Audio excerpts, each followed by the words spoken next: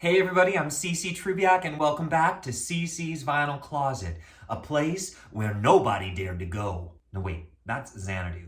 Here at CC's Vinyl Closet, I like to dig deep into old vinyl records and take in all that country music gospel that I so need in my life. And if that sounds like your kind of thing, let's not waste any more time. Let's go! Cutting to the point of today's special installment, I'm celebrating having done my first 10 vlogs of CC's Vinyl Closet, seeking to expand my joy of country music history. Today's topic was inspired by those old country music magazines from the 1970s. You know the type. And after reading reviews of records that I'm already familiar with, like say any of the vinyl records of any one of my 7 honky-tonk angels, I'll get amused by the review and often wonder if I agree or disagree. Today though, I bring you a review that I found in a country music magazine publication printed in May of 1973. I wasn't even born yet, but don't matter.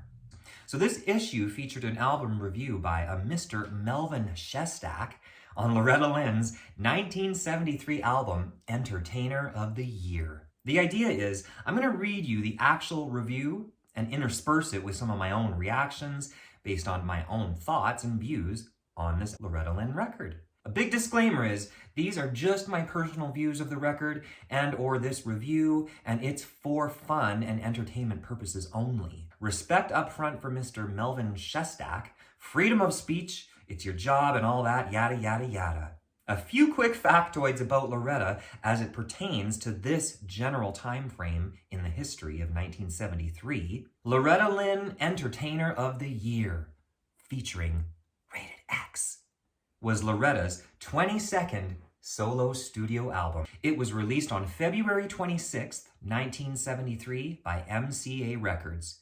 This is notable. It was Loretta's first album with MCA following Decca's consolidation into the MCA label. This album is titled Entertainer of the Year after Loretta received the Entertainer of the Year award from the Country Music Association the very previous year. Oh, and if you didn't already know this factoid, Loretta Lynn was the first woman to win that award ever. And after so much hard work that she put into her music career and her family on top of it, plus excelling in the country music industry, she absolutely, positively deserved that award and recognition.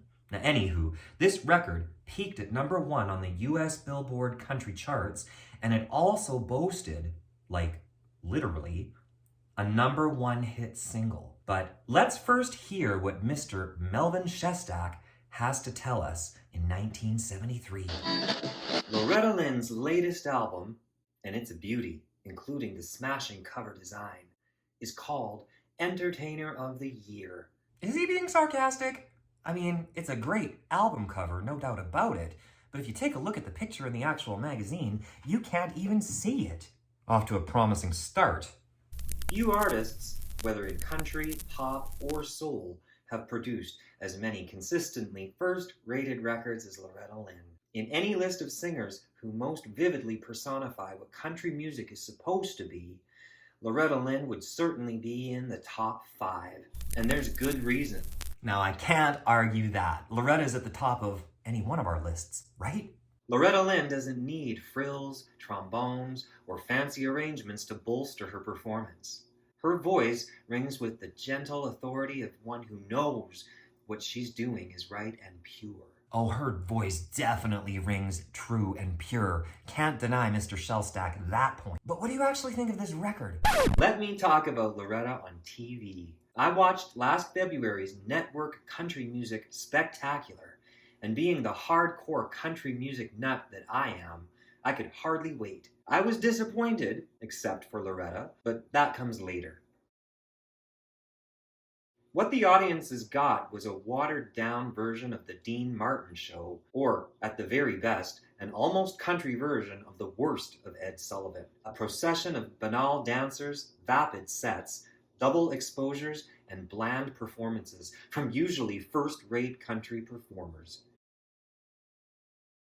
It seems to me that they are ashamed of being country and would rather present what they wrongly think, sophisticated audiences prefer. Well, Mark Twain was certainly sophisticated, and he never betrayed his country's origins. Neither did Will Rogers, and he packed them in at Carnegie Hall. When Charles Portis wrote the best-selling True Grit, he didn't make the locale of the story the suburbs of Chicago.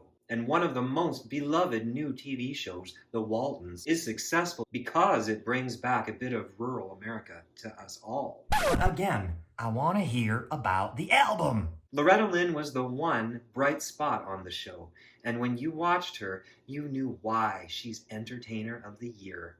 Her songs cut through the hour like bright rays of Kentucky sunshine. There was nothing pseudo-pop or easy listening about her singing. She sang like Loretta Lynn always sings, country. Dude, no offense, but you didn't say zilch. Shame. So, after all of that, I'm going to try to at least comment on a couple of the actual songs on Entertainer of the Year. Now, up front, I just want to acknowledge the album's only single, yeah, its only single, was the Loretta Lynn penned Rated X, released in November of 1972. And if you're rated X, you're some kind of gold, even men turning silver try to make. But I think it's wrong to judge every picture if a cheap camera makes a mistake. And when your best friend's a husband says to you, you've sure started looking good. You should have known that he would, and he would if he could, and he will if you were rated X. Rated X was Loretta's 6th #1 single on the charts. The single spent 1 week at #1 and a total of 14 weeks on the chart. Rated X is very well known today, but back then it truly was a controversial song for obvious reasons. The subject matter this time was the stigma faced by divorced women during the early 1970s. Apparently, she got criticized by both sides of the coin, men and the women. Yet ultimately, it had to appeal to record buyers because, of course, people were responding in droves. Clearly, Mrs. Entertainer of the Year, indeed. Oh no, she better don't. Now that I got Rated X off my chest, I'd like to add that I was surprised to read that Rated X was the only single released, even if it was a #1 hit. I mean, what about all the other songs and the work done by Loretta and Owen Bradley and the entire entourage? I mean, phew! So please just allow me to comment on a couple of songs that I personally think could have made fantastic singles for Loretta, if I do say so myself. The first song, Legend in My Mind, written by Teresa Beatty and Paul Ritchie. If for no other reason more than its lyrics, which are about coming to terms with the loss of someone whose lingering memories make them a legend in my mind. I wish that I could close my eyes and see you gone. I'm not blind. I'm not blind. And you're a legend in my mind.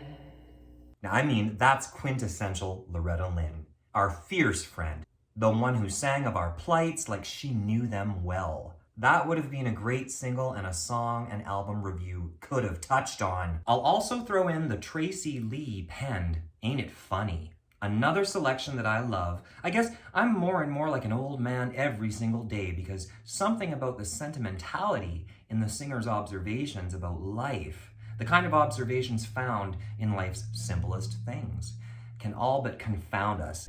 The kids all say grown-ups are strange and aren't they? They teach their kids not to do as I do, but as I say, they cry for peace and then make war and wonder what they're fighting for. Oh, ain't it funny? Now, ain't it funny?